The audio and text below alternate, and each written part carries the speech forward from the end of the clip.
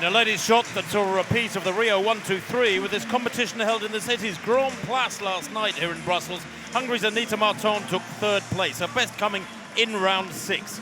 Her 19 metres 11 was the best of a consistent series, though she never threatened her personal best of 1987, which she produced in that Rio final for bronze.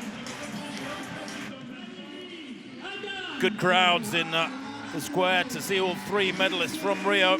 And as in Rio, second place went to 2012 Olympic champion Valerie Adams, New Zealand. The big Kiwi, still returning to full fitness after surgery last year, also saved her best till last. Her round 6 heave going out to 19 metres 57. Solid enough, but nearly a metre shy of the silver medal winning mark she produced in Rio. But it was gold in Rio and a win here in Brussels for the USA's Michelle Carter. The world indoor champion from last March had a virtually perfect year, signing off here with 19 metres 98 from the second round. It remained the best of the night, and the rematch between she and Adams in 2017 will surely see sparks fly. Well, Carter winning on the night, Valerie Adams winning the Diamond League title for this season, the diamond race, so to speak. And